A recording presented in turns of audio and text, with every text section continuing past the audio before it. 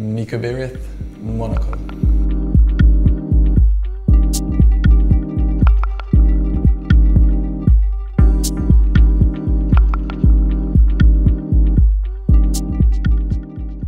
Now, how would I define myself? I don't know, probably a little bit of a weirdo. I think, you know, how you look at it, you know, haven't really come from the most traditional background, you know, like to joke around with all the teammates, not taking stuff too seriously.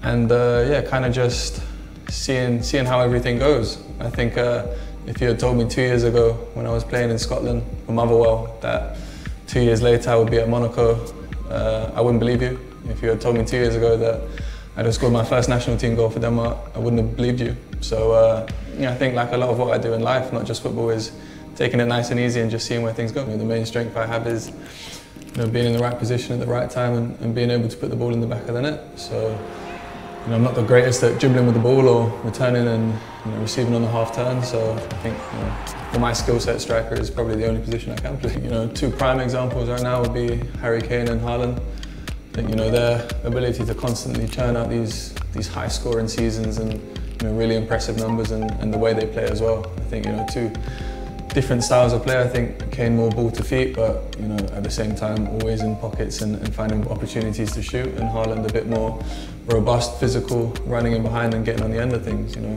two players that are, you know, at the top of their level, and I try to take little things from both of them. Yeah, you know, obviously, you know, if you want to think about specific striker finishes, you can look at Henry with the curl around the post to the far corner, and, you know, Mbappé with these reverse finishes. So, you know, it's just about taking whatever you can from these players that, you know, obviously doing it at a much higher level than me and, you know, more consistent basis. But, you know, these are just things that, you know, like you say, in training, constantly repeating over and over again, and hopefully one day getting to that level. Yeah, I think, you know, only half of the year done so far, but, you know, in terms of progression made, I would say it's, you know, the best so far in terms of progression. But, you know, I'm well aware it was only a 6-month period, and you look at that period, you know, started really strong. 3 hat-tricks in not sure how many games, but it started really strong.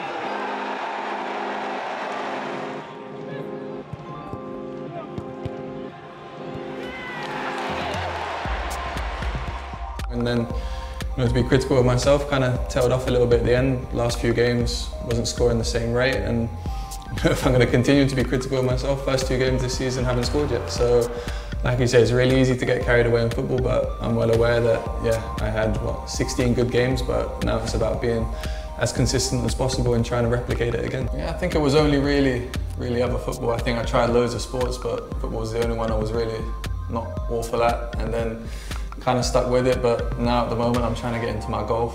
It's not going too well at the moment, but I'm hoping to get those scores down. But yeah, like you say, you know, growing up, loads of different sports, you know, just being a kid and having fun, and, you know, at some point you got to pick one and really hone your skills. And luckily for me, you know, I picked football and it hasn't turned out too badly so far.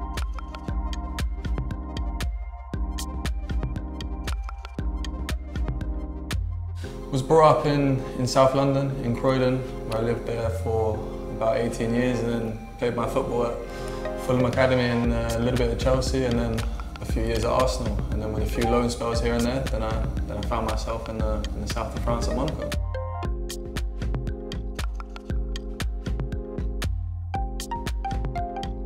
When I came at about 12 years old, I was at Chelsea before, and I was playing at right back. And then, you know, one of the coaches, Dan, at Fulham, you know, offered to come over and play in a more advanced position in the striker position. So that's something that I was happy to do, and then came there, and then yeah, I haven't really looked back since.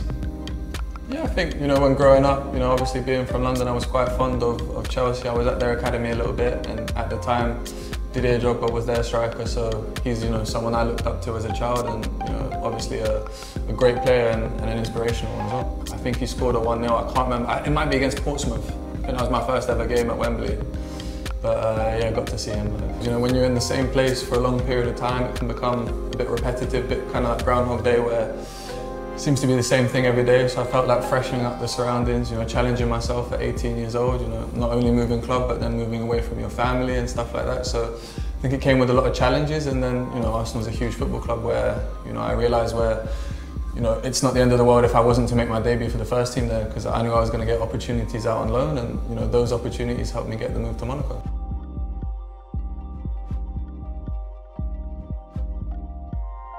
You know, being 18 years old, living alone for the first time, you know, it's not in another country, but, you know, still having to fend for yourself and stuff like that. So, you know, I wouldn't say it's the most challenging thing in the world. I think more challenges came on the pitch at Arsenal, you know, with high quality players and, you know, trying to fight for a spot first in the under-23s, and then, you know, moving up to the first team when Mikel Arteta came in. He came in with a clear plan and philosophy, and, you know, a little bit, I wouldn't say annoyed, but feel a little bit unfortunate not to have made a debut, but, you know, I think it's one of those where you can't let it hold you back. I was able to go on loan to a few clubs and work my way up, and, you know, finally falling in Austria and then getting the move to Monaco.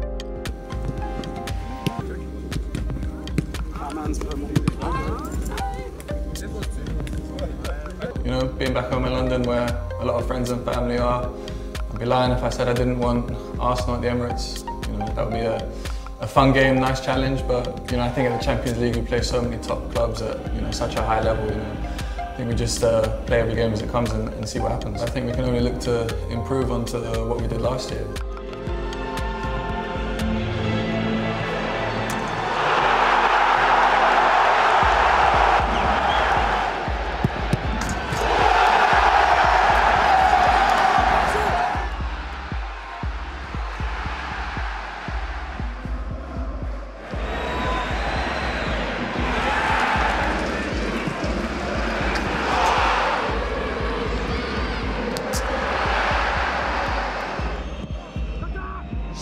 Corner, Thilo Kehrer might have just won the game for Monaco. Really?